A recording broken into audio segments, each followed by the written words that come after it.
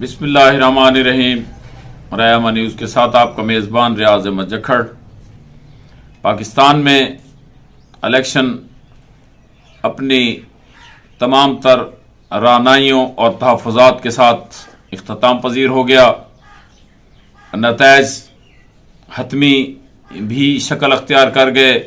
جن لوگوں نے اپیلیں دائر کرنی تھیں اپیلیں بھی دائر ہو گئیں۔ خود ساختہ اپیلیں بھی دائر کرنے والے میدان میں آ گئے اور فارم 45 کے نتائج کے مطابق جیتنے والے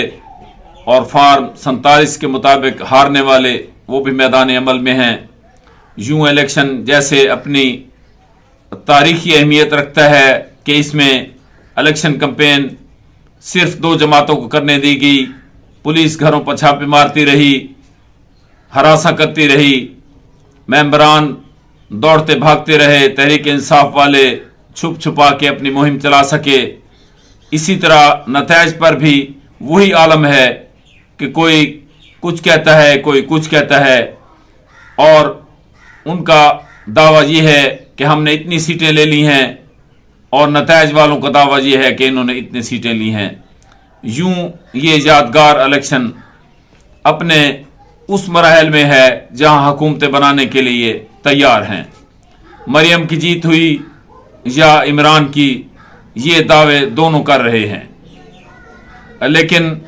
اب نظر آ رہا ہے کہ واقعی مریم جیت گئی ہے، اور اس نے جو دعوے کیے تھے ان کے ساتھ قوم نے وفا نہیں کی، لیکن وہ پھر بھی جیت گئی ہے۔ نوجوانوں میں وہ جوش و جذبہ، غم و غصہ آج بھی موجود ہے جو بتدریج بیٹھ جائے گا اگر آنے والے حکمرانوں نے ڈیلیور کیا اور معاشی حالت ملک کی بہتر ہوئی، سیاسی استحکام پیدا ہوا، تو یہ سب باتیں قصہ پارینیاں بن جائیں گی۔ لیکن اگر وہ دیکھتے رہے، وہ اسی طرح پولیس کو استعمال کرتے رہے، وہ اپنی طاقت کے نشے میں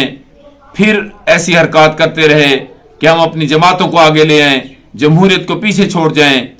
تو کبھی بھی استحکام نہیں آ سکتا، اور یہ مایوسی میں دھکیلی گئی قوم، غربت کی لکیر کے نیچے رہنے والے لوگ آج بھی پھر سراپا احتجاج ہوں گے اور سڑکوں پہ ہنگامہ آرائی کرنے پر مجبور ہوں گے۔ اللہ پاک وہ وقت نہ لائے، اور ہم آپ دعائیں ہی کر سکتے ہیں کہ ملک ایک صحیح سمت پہ چل پڑے، جیسا کہ لوگوں نے بھرپور انداز میں اس لیے ووٹ دیا، اس لیے وہ باہر نکلے، اس لیے وہ بھاگے دوڑے، اس لیے وہ انہیں کسی کی بقا کی ضرورت نہیں ہے، کسی جماعت کی ضرورت نہیں ہے، انہیں صرف اپنی ضرورت ہے کہ وہ کم از کم اپنے کنبے کو سنبھال سکیں، اس ملک میں روٹی ہو، اس ملک میں سیکورٹی، فوڈ سیکورٹی ہو، اس ملک میں انہیں امن و امان کی صورتحال بہتر نظر آئے، کوئی تھانے دار انہیں تنگ کرتا ہوا نہ نظر آئے، سماجی انصاف میسر آئے۔ کیا یہ سب باتیں انہیں مل پائیں گی؟ کیا سماجی انصاف ان کی دہلیز پر موجود ہوگا؟ ترقیاتی ثمرات ان کے پاس موجود ہوں گے؟ یہ قبل از وقت ہے، لیکن اگر ایسا نہ کیا گیا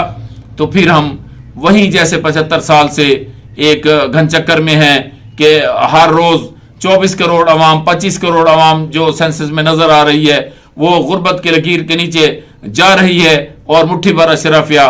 اور وہ حکمران جو 47 سے اس ملک پر رول کر رہے ہیں وہی سامنے آ چکے ہیں اور دوبارہ کرتے رہیں گے، تو کبھی بھی ترقی ہماری زینت نہیں بنے گی، کبھی بھی قوم ترقی نہیں دیکھ پائے گی، اور ہم پھر اسی طرح گرتے چلے جائیں گے۔ وہ وقت نہ آئے، حکمرانوں کو ہوش کے ناخن لینے پڑیں گے، اپنے بہتر فیصلے کرنے پڑیں گے، ایک دوسرے کی مینڈیٹ کا احترام کرنا پڑے گا، ووٹ کو عزت دینی پڑے گی، پارلیمنٹ کی بالادستی اور قانون پر عمل درآمد کرانا ہوگا۔ اگر ایسا نہ کیا گیا اور خدا نخواستہ ہم پھر کسی اور کرائسس کا شکار ہوئے، تو یہ بات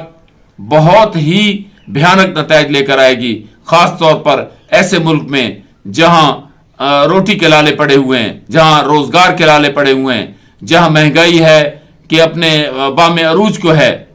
اسے ختم کرنا ہوگا۔ اس کے لیے بہت بھاری ذمہ داریوں کے ساتھ حکومت